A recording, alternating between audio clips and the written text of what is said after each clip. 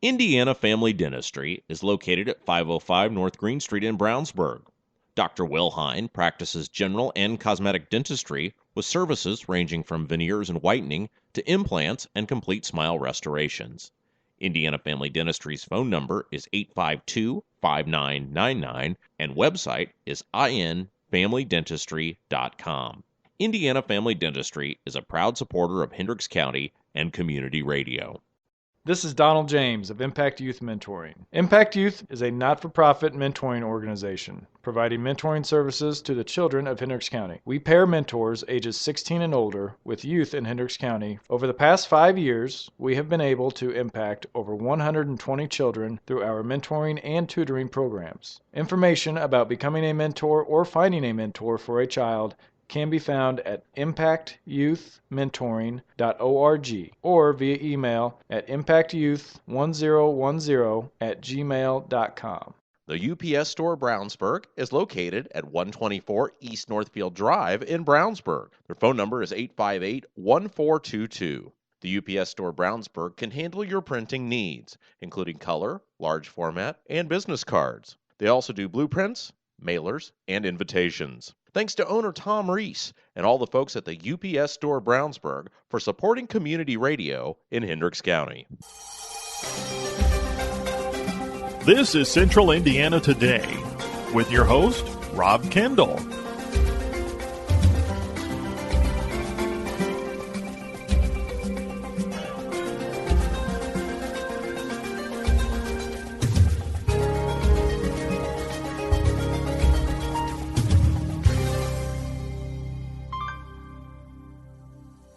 Welcome into another edition of Central Indiana Today here on 98.9 WYRZ. I'm Rob Kendall. Thanks for joining us on the program today. He's a writer, he's a comedian, he's a podcaster, he's a blogger. He's really a jack of all trades. His name is Greg Lenz. He's with the We Are Libertarians media empire. Greg, how are you? Rob, it is a pleasure to be here. You are the sole person that invites me back after I appear for the first time on most shows. You're very brave. So we love the We Are Libertarians. You are very nice to me. Your co-host is not. But you guys have had some... Donald Trump has sort of broken up your relationship. So we'll talk about this in just a second, but for those who may have just be hearing about you for the first time, because, you know, we're getting so popular that people are listening to the show all the time for the first time. Yeah. What is We Are Libertarians? We Are Libertarians is started as a political podcast in 2012, and what it was designed to do is be an irreverent form of Meet the Press from a libertarian perspective, because, believe it or not, there are different blends of libertarianism, and since it's sort of the home for the politically homeless, you get a lot of interesting perspectives on a lot of different policies that aren't necessarily pure libertarianism. Now, you do this with a guy named Chris Spangle. Chris Spangle is he's the brain trust. Right. He was the former executive director for the Libertarian Party of Indiana. Now works for Bob and Tom. Now works for Bob and Tom as their web director, and he was Rupert's. I want to say he wasn't campaign manager, but he was number 2 in command. He was body man. Yeah. He was the man who would have taken the bullet. Right, for Rupert. And he's also, so he was a part of the highest number of libertarian votes in the state of Indiana, and the reason that they have access to the debates. Yeah, so we give Spangle a hard time. You have to. Yeah, but what you guys do now is you sort of branched out. You provide a lot of humor. You provide funny takes. Yeah. You hate all political parties, basically. I don't. So I'm not disillusioned. I'm not disillusioned, whereas my co-host Chris Spangle, he is someone that the two major political parties have become the Antichrist to him. Yeah. He hates the Democrats, but he doesn't talk about his hatred for them as much. But for whatever reason, when he was kicked out of the Republican Party for not being against gay marriage, it just...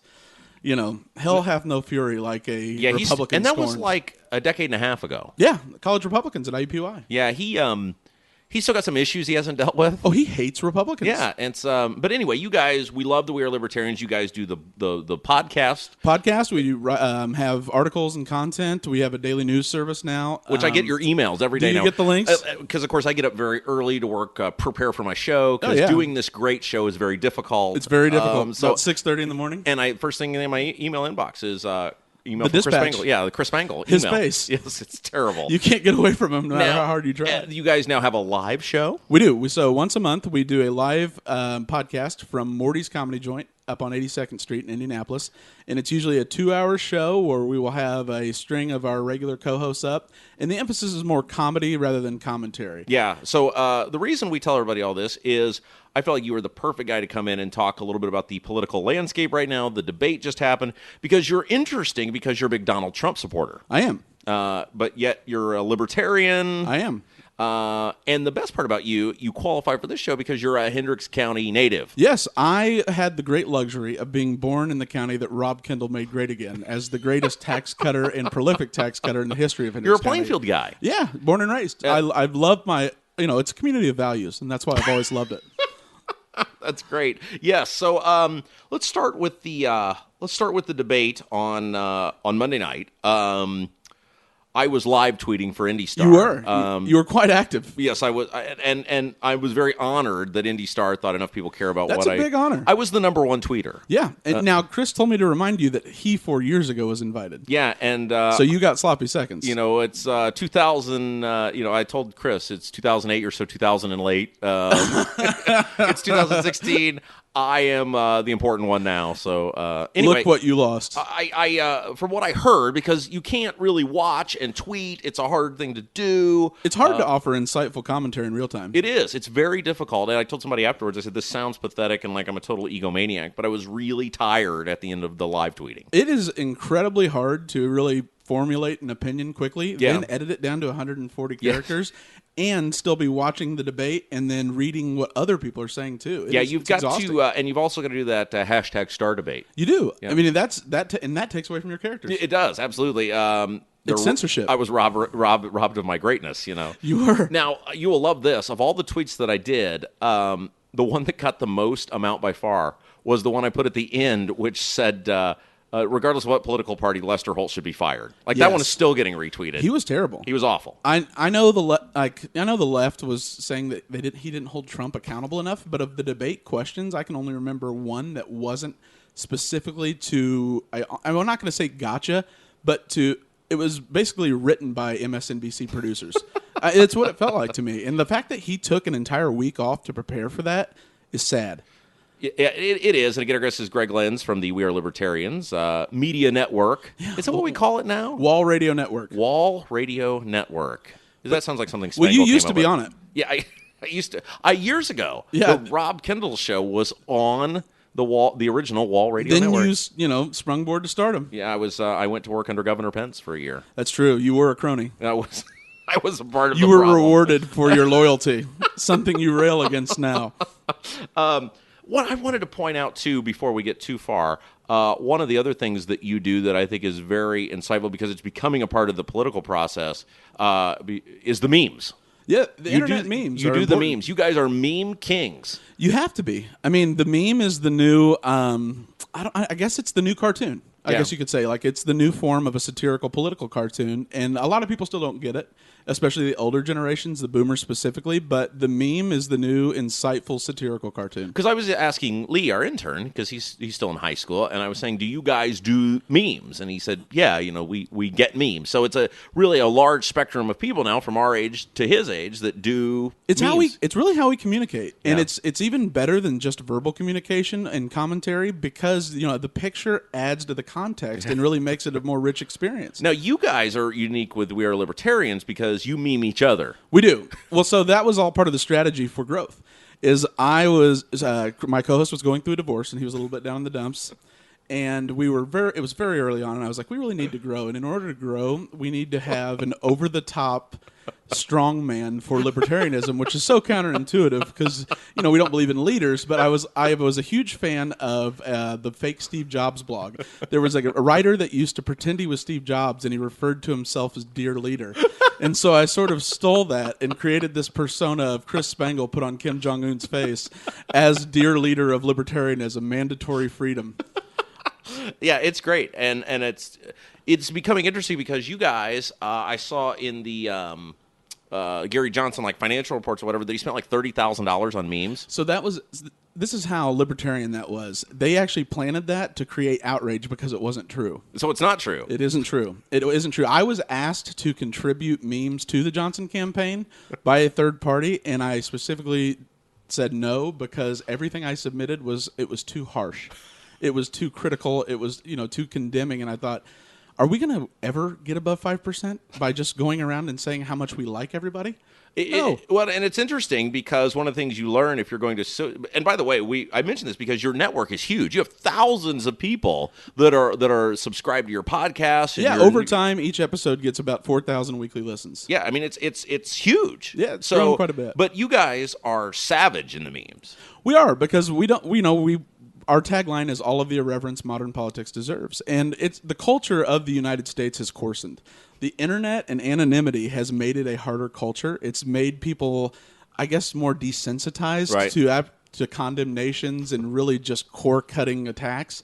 And there's a big portion of Donald Trump specifically benefited from this cultural phenomenon. He is the meme candidate. He really is. The alt-right has created a phenomenon where a cartoon frog got a guy elected the head of the Republican Party. And, one of the things about Trump is he knows and embraces that this meme culture is out there. Like, he's doing things because he knows it will get memed. Yeah, I agree. He has so many what are called GIFs. If you've seen them before, they're basically just very short video clips or moving pictures that are sort of slow and wonky on the internet. And his facial expressions, I feel like, are the sole reason Jeb Bush's campaign evaporated. Every time he made a mocking, condescending expression, it was just comedy gold. Yeah, I get our guest is Greg Lenz from the Wall. What do we call Wall it? Radio Networks. Wall Radio Networks. That's it's very easy to say. Okay, so the debate. Your thoughts on a broad scale? Okay, so going in expecting like the greatest fight since Ali versus Frazier, I was a little bit disappointed. It was as subtle or as subdued as it was. It got towards the end, they both lost their composure, and you could tell they were kind of tired of being around each other. Is that because they get bored? I think it's because they genuinely dislike each other as much as any two candidates that have run against each other in a general election. Yeah. I think there's an utter hatred at the core for both of them and zero respect shared for either one of their ways they're going about it.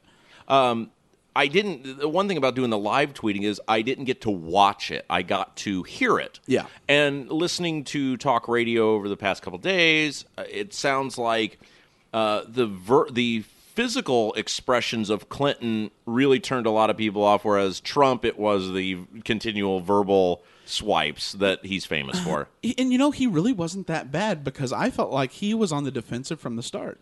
I mean, when you are hit with question after question that isn't actually relevant to both candidates, it's only specifically targeted to get you to, clarify or force you to take a position that you have evolved on, I'll say. Trump was just backpedaling, but he did an incredible job. At the beginning, he was somber, he was focused, he was very serious. And I told everyone in the audience last night when we were at Morty's, I don't think he won. Like, this wasn't a nail in the coffin. Right. But the momentum's clearly on his side. And I think for a lot of people in the United States that watched, and I think they only really watched early on, it was the first time they saw Donald Trump be as presidential as Donald Trump can be. Yeah.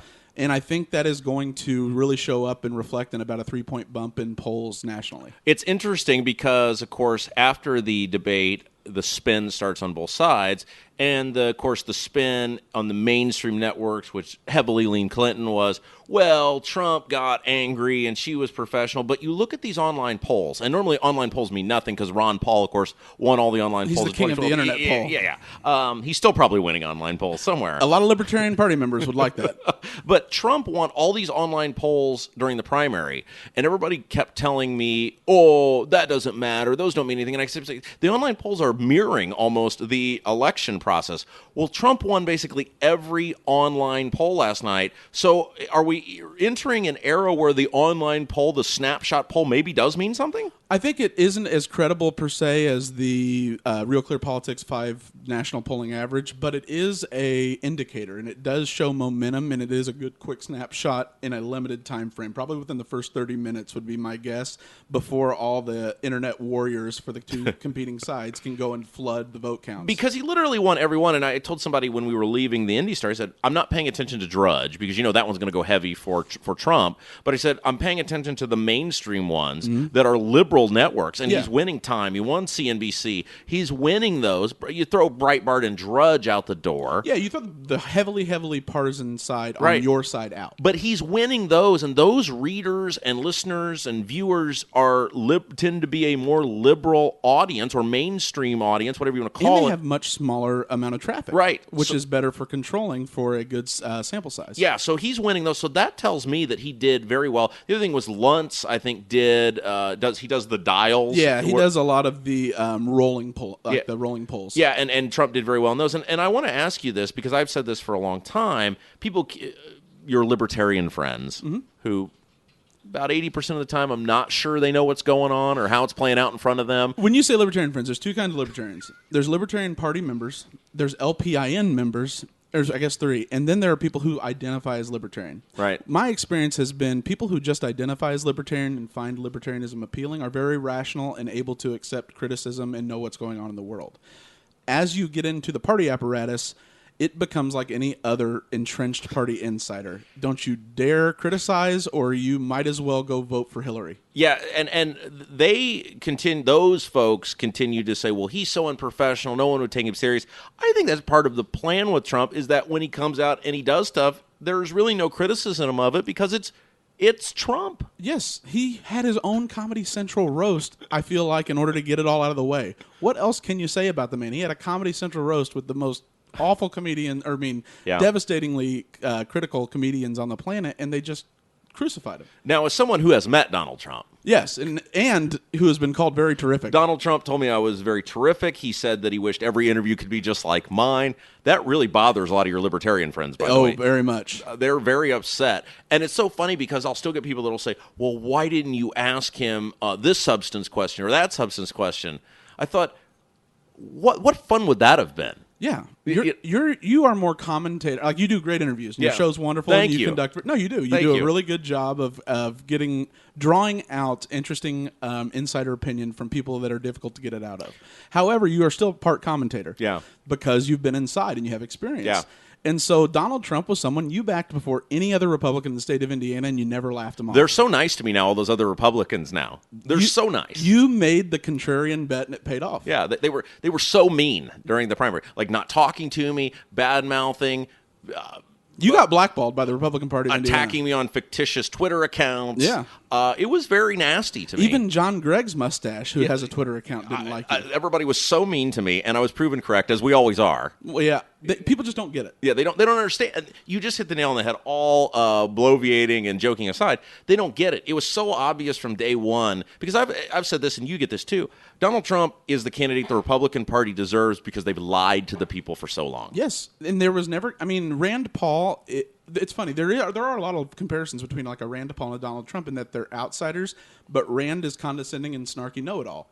Donald Trump is a populist. Yeah. And he's someone who has a different perspective. And it's not like he has some reform initiative. He's going to come in and redefine conservatism. He's a restoration candidate. He has very few initiatives he's going to undertake, but he's going to almost get America back to where then it's a place where you can actually take a new path forward. Yeah. But until you get there, until certain things are restored, America isn't ready for an ideologue. Our guest is Greg Lenz of We Are Libertarians. By the way, Greg, where can people read your stuff, hear you? WeareLibertarians.com. You can go there, or you can subscribe to our podcast in iTunes or through any of the podcast apps you use. We are readily available in there, especially when you search for libertarianism or politics. And occasionally you hear me. Oh, yeah, absolutely. I get assaulted by your friends. I know. I hated I was sick because I was like, I want to be on there because I knew you were walking into a hornet's nest. I was verbally assaulted on the last one. You had my co-host as upset as I've seen him in 4 years. Because we talked about amnesty, and we talked about... you got memed. Yeah. Xenophobic warrior princess Rob Kendall. Well, and it's so funny because libertarians are reaching a point now where it's the first time on a national level they've had some relevance. And they're experiencing... They're starting to take it personal because they have relevance. And it's like they have not yet learned you can't take politics personal. Nope. Even... There's no room for feels. No, there's none. You know. So when I met Trump, and I told this to people ever since I met him, nothing he does is accidental. He is a brilliant guy. I met Trump the person, which was vastly different from Trump the character. I still have not revealed the magic thing Trump told me after our interview. I feel like now you're just leading this on. I'm still going to hold that very close to my vest, and I will reveal it when the time is right. But I will tell you this, and I've said this several times, Trump off the microphone was every bit as nice and charming as Trump on the microphone, more so. He'd be killed by now if he was like he is in the media all the time, because no one would be able to stand him. Absolutely. And so Trump never does anything that he doesn't know what he's doing. And I early on in that debate, or I guess as it progressed, began to think to myself, what is he doing? And I suddenly realized he is throwing out this false theory that Republicans have had for the last couple election cycles, where we have to have this 50-state strategy. That is the most stupid, ridiculous. I like to call it the love me strategy. Everybody has to love me in every state. We need some moderate, acceptable at cocktail parties and dinner table conversations. Like, well, that Jeb Bush, he's just so moderate. He's so likable and so easy. I could see myself supporting him, but then they go pull the trigger for the Democrat because they speak to higher aspirational things. And let's face it, we are a country where the Republican Party is never again winning California. Nope. They're never again winning New York. Nope. But the Democrat Party at the same time is never winning Alabama. They're never winning Tennessee. They're probably not winning Texas as much as they'd like to. Never. So we're down to 10 to 12 states, and really we're probably down to 8 to 10 that make a difference every single time and decide the election. And let's face it, the path for Trump is Florida, Ohio, and then Pennsylvania, Michigan, or Virginia. It's the He's rewriting the industrial Midwest, and it'll have the highest turnout of white male voters in the United States, or in modern U.S. electoral history, probably since Reagan in '84. Yeah, so what he did last night is, and it's amazing, all these pundits, when I posted this, and then a bunch of people go, well, I never thought of that before. He was literally speaking to a very small swath of the country and a very small swath of voters in that very small swath of the country. And I thought from that perspective and that target audience, which is what will win him the election, he hit a home run. It was knocked out of the park because he understands that Donald Trump is never going to win an election by trying to be all things to all people. One, he can't. But two, he does what he does best. He is very good at framing the election in the terms of, listen, America isn't what it used to be, and a lot of people are upset about that, or that makes them nostalgic for the past. Those are my people. That's who I'm going to speak to, and they don't have to go and tell all their friends at church in the narthex after the service is out that they're going to vote for me. But on Election Day, they're going to know that they did. Yeah, I thought it was a very well-done debate performance last night because, again, Republicans for years now, really since Bush, when Bush first ran in 2000, have tried to do this broad swath of, well, Medicare Part D, and we're going to expand this, and we're going to do that. Democrat light. Exactly. And the 50-state strategy is stupid because you're not getting 50 states. There are not 50 states in play the same way as there are not 50 states in play for Hillary Clinton. Right. And I thought it was brilliant. I thought it was very well done. I think he is going to I think those online polls, while not scientific, are a snapshot of the anger out there and as I think it's a discontent. Yeah. Early in the Republican Party, it's anger. Yeah. Because they're so sick of having vanilla candidates shoved down their throat that are acceptable. Yeah. And that's what materialized with him and moved people into the party for the first time. But in the general population, I think there's just a lot of people that say, yeah, okay, maybe our unemployment rate is going down, but it just doesn't feel like we're going in a good direction. Because my thing with Trump has sort of shifted over time. In the beginning, I was sort of like, you don't realize this until it happens, but on a much smaller level, I was like the local Trump. Yeah. Before there was a Trump. You were the flamethrower. So I was really rooting for Trump just because it was sort of like a vindication of myself. Yeah. And then I shifted into a lot of people I didn't like in the Republican Party were against him, so I wanted to win so I could go That made it fun. Yeah, that made it even more fun. Then he won, and I was like, oh, shoot, now we got to get this guy elected because I don't want Clinton to be the president. Yeah, but he's not dumb. Like, that was the false assumption of everyone. Yeah. They thought Trump could only be flamethrower. If that were the truth, he would have never been as successful as he has been in his life. Yeah, the man is brilliant. You don't become a billionaire by twice. Yes, yeah, because he lost a lot of money. In his life. He walked by a bum with Ivanka, and he pointed at a bum on the street in New York City and said, "That man is worth $90 million more than I am." And to come back from that in the New York public press when you played it up as the Playboy party boy that was higher than life, like Gordon Gekko, and to fail miserably like that. It takes serious character to be willing to withstand that comeback. Yeah, and the thing about Trump is he's so unapologetic about it. And I tweeted this last night. I like rich people.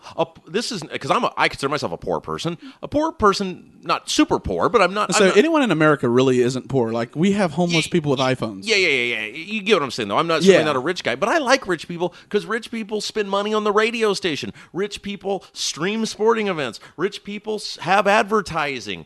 They keep me eating. There's a real danger culturally in America. Like, they always say the difference in the United States and England is when somebody drives by in a Ferrari. In England, they say, oh, that guy shouldn't have that. In the United States, that guy sees him and goes, man, I can't wait till I have mine. Yeah. And it's been an aspirational thing to attain wealth and success. And it's happened in education as well. In a lot of countries, people look at people who go to like Harvard or whatever, and it's, oh, what a cake eater, Right. He's a different member of society. And in the United States, it was always, I can't wait to send my kids there. Right. Instead, it's starting to be like we're belittling intelligence, and that should never be the way it is towards anything that's successful. Okay, let's shift gears here in the time we have left. You like the Pence pick for vice president. I like it was the right pick for Donald Trump. Yeah. And I don't have any issue with Mike Pence because I never worked for him like you did. Yeah. Like, he never did anything wrong to me. So, and the RFRA debate is hypocritical a lot, especially because within the Libertarian Party, the idea that you can give people more religious freedom through a law, and that isn't a good thing for libertarianism, is pretty hypocritical, because at the end of the day, you've increased their ability to exercise a natural right. Something they shouldn't be condemned for. And so that's why I don't have the problem with Pence that a lot of libertarians have. My issue with Pence was in a microcosm. Look, and I've said this before, I'm not doing any endorsements this year other than Donald Trump. Yeah. Bruce and I both have said no endorsements other than Donald Trump. His outweighs yours. Yes, but absolutely. If I ever run for office again, Bruce will be on the campaign poster, not me. But I said I'm not doing any endorsements other than Trump because I want to be able to provide objective commentary. But I really, really want Trump to win because there's no doubt that I endorsed Trump, that I was for Trump, all that sort of stuff. However, I just think I wanted to see someone that would nuke the Clintons with Trump. Yeah. I wanted to see someone who would have no quorums taking them down as Trump would, and I didn't think Pence would be that guy. He doesn't need to be. I wanted Gingrich. You don't want Gingrich. I liked Gingrich. Gingrich was sitting there having an affair with the oncologist while his wife's dying of cancer, while at the same time talking about how horrible of a family values candidate Bill Clinton was having an affair. Look, I'm not saying everything he did was great, but he's a great orator of how bad the Clintons are. He's the best mind and probably one of the best innovative messengers in the Republican Party. Now, think about this. On the eve that Trump was making his decision, Newt Gingrich goes on Fox News and compares him to a pirate. Yeah. Yeah, I loved it. Yeah. It was great. He is. He's Captain Jack Sparrow. He's a little bit crazy, but he ends up winning because it's like he has some secret you don't know. But the reaction from the Pence people is why I have some consternation with the Pence people. Is because it's personal. You can't say, I think this guy's a better choice without getting vilified. You can't say, I really want this guy to win, and I don't think your guy's the best choice to help him win. You don't think Pence was? No. I think Gingrich was. But so, I would have totally picked Gingrich. So for me, I looked at the dynamics of the race, and I'm not a big believer that I don't think there's anyone in America who is going to decide between Trump and Hillary. I think it's going to be, I'm not going to go to the polls, or I'm going to go ahead and support somebody. So that means it's a turnout election. And you're also in a change election because people are just kind of discontent. And Trump is the default change candidate because Hillary Clinton's status quo. And given the dynamics of that, and there not being many independents to sway minds, it's about getting conservatives out, and it's about getting people that trust someone in the party who will toe the line. And no one is more disciplined and toes the line than Mike Pence. It's just so vanilla. Unnatural. It's so unnatural. And it's like, you endorsed another guy in the primary. So? I mean, you endorsed another guy. Politicians, they lie all the time. I don't know. Rand Paul called him an orange-faced buffoon, didn't go to the convention, and still endorsed him. You know what I mean? Like, we shouldn't be surprised that our politicians lie and change their minds, even when it's for their fellow Republicans. And again, it's not that you can say somebody's not the best choice and still think the guy's okay, but it's just the barrage of you're not 100% with us, so you're totally against us. And that really turns me off. Does it? It does. I know. It would be nice if it didn't work that way, but unfortunately we aren't given that luxury in American politics. You have to just do what you have. Look at Ted Cruz. Ted Cruz and Trump were besties early on in the debates, and then all of a sudden they hated each other's guts, and Ted said, vote your conscience. But it turned out to be a good thing for me because my dear friend who I worked for, Suzanne Crouch, is now in a very prime position. You're set up well. Hey, I am, as I was told the other night, I'm one of the best interviewers in the entire state. By a guy who wouldn't even acknowledge your existence at the Indiana convention. We've done so great the past several months, and it all started with that Field of Dream moments at the JW Marriott. Where I met, as you refer to him, the God Emperor. The God Emperor himself. Okay, so I want to close with this. Your buddy Bell, he's doing really well. Rex is doing really well. Rex, I actually went to earlier today. You were in the VIP. Yeah, I was in the green room with his campaign manager, Jeremiah Morrill, who you know very well. Were you giving advice? I have written a lot of comebacks and barbs and messaging for how I would do it. Granted, Rex and I have different speech patterns, and he's a little more folksy, and I'm a little bit more of a flamethrower. Yeah. But I do think that I supported Rex early on, and when there was a really contested race in the Libertarian Party of Indiana for the governor's race, I was willing to be the rabid dog that everyone could blame and say was a horrible person, because I knew that if it was going to come down to two guys not saying anything mean to each other, it was going to look like this governor's race where it's a dead heat. Right. And Rex is doing really well because Rex is an authentic person. He doesn't make promises he can't deliver on, and he doesn't talk in general platitudes. He says, this is what I would do as governor. This is how I believe a libertarian organization would look or administration would look. The other two guys, they start with how can we do it? I start with is it necessary? Yeah, and I'll tell you what, he's at 6%. Yeah, which is much better than Rupert did. I heard 8, but I don't know if that's true. Maybe last there's night maybe there's a new poll out. I know he came on the show and he went up 2 points. Yeah. So I mean, you really are. You might not only be the grand poobah of the Indiana GOP, you might just be becoming the grand poobah of the LPIN. And they're going to hate you. Well, hey, but and again, of course, Rex Bell, the Libertarian nominee for governor. I want to get your thoughts on the governor's race because obviously he's running against John Gregg and Eric Holcomb. You were at this. Are they going to ever have a debate when people can see it? Because they're having it on like Sunday mornings and now like during the week in the morning. They're having one at 7 p.m., but it's in Evansville, October 25th at USI. I know that's the one that's like everyone can go to. But I think that a lot of it has been in order to reach. Like today was clearly about getting students involved and sort of getting over some of that cynicism of American politics. Sure. So you get the VIP experience. You got to go to the green room. I got to go into the green room purely because I've been on the list of attendees, but then I was able to grab index cards and bring them on the way there. But I really enjoyed it because I don't have any hatred for Eric Holcomb. I don't see him as a bad guy, and I see him as someone that's a technocrat and very much a Mitch Daniels style governing philosophy. Only what works and how can we make it more efficient and cheaper. Whereas I see John Gregg as the ultimate, he sits out on the patio at Cracker Barrel handing out Werther's Originals and then gets in his car and goes and eats sushi with his bundlers and caramel. Like that. I got to spend 40 minutes with his wife, though, and we had a great discussion about educational policy. Does she know who you are? We just started talking. Okay. And we had a deep policy wonk discussion for 40 minutes during the debate. Because I think we've told the story before on the show, but again, we have so many new listeners now. Yeah, so huge. Yeah, we need to tell the story again. I asked Greg to be my special guest at the Indiana Hendricks County Republican spring Lincoln dinner. Day dinner. Yeah, the Lincoln Day dinner, where Governor Pence was the keynote speaker. He was. And a lot of people know you from internet. But and then also, I was and I was once a Republican too, and then Hendricks County, I love Hendricks County. So I thought it'd be great. Greg would be my very special guest, and his I was basically your coffee table book conversation piece. And the stares from high-profile Republicans towards Greg. 2 specifically. One was a little bit more of a physical altercation with a Marine, and it was a shockingly weak push. Our favorite part of that was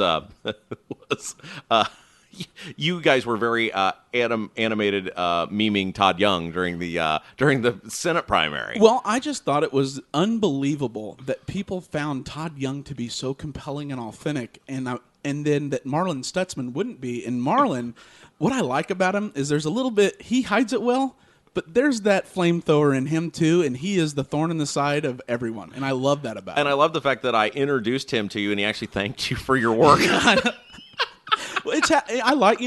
like people that are willing to get dirty. Politics is as dirty a business as there is, and if you want to stay above the fray, go be a lobbyist. Yeah. Go play both sides. Did you know there's By the way, we had Chaplain Matt Barnes on the day before I you. saw that. So we needed to, I'm an ordained minister as well, so I feel like that's why I felt you guys would go well back to back. And as the three of us, yeah, we could all do let's stuff together. Start a church, the House of Trump.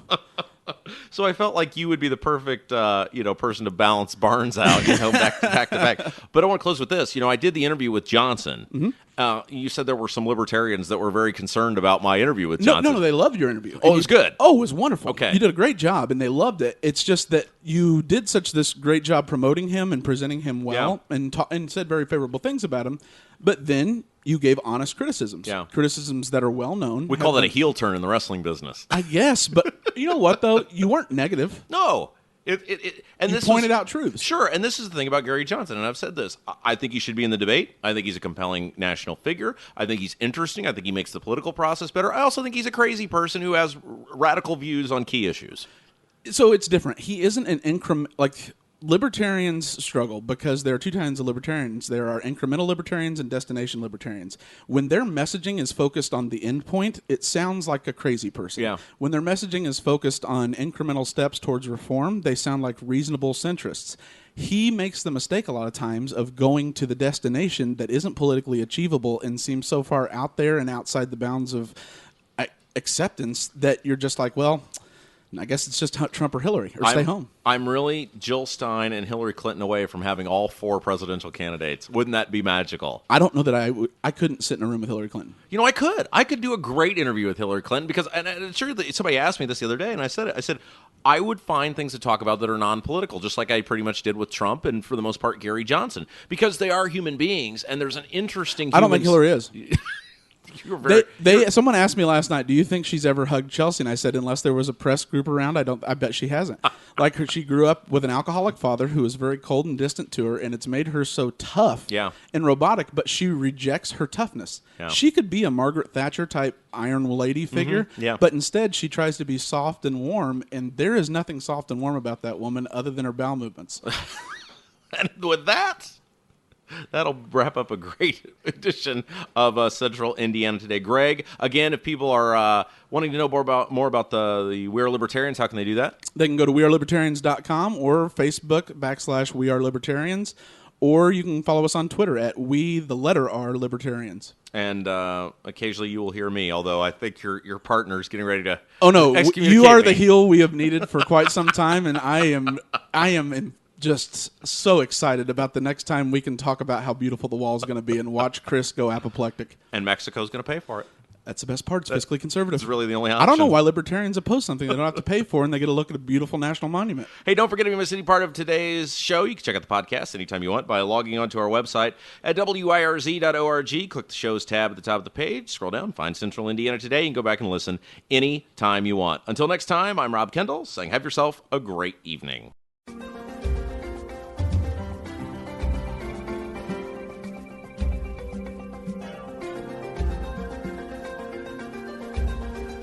You've been listening to Central Indiana Today with your host, Rob Kendall. The UPS Store Brownsburg is located at 124 East Northfield Drive in Brownsburg. Their phone number is 858-1422. The UPS Store Brownsburg can handle your printing needs, including color, large format, and business cards. They also do blueprints, mailers, and invitations. Thanks to owner Tom Reese and all the folks at the UPS Store Brownsburg for supporting community radio in Hendricks County. This is Donald James of Impact Youth Mentoring. Impact Youth is a not-for-profit mentoring organization providing mentoring services to the children of Hendricks County. We pair mentors ages 16 and older with youth in Hendricks County. Over the past 5 years, we have been able to impact over 120 children through our mentoring and tutoring programs. Information about becoming a mentor or finding a mentor for a child can be found at impactyouthmentoring.org or via email at impactyouth1010@gmail.com. Indiana Family Dentistry is located at 505 North Green Street in Brownsburg.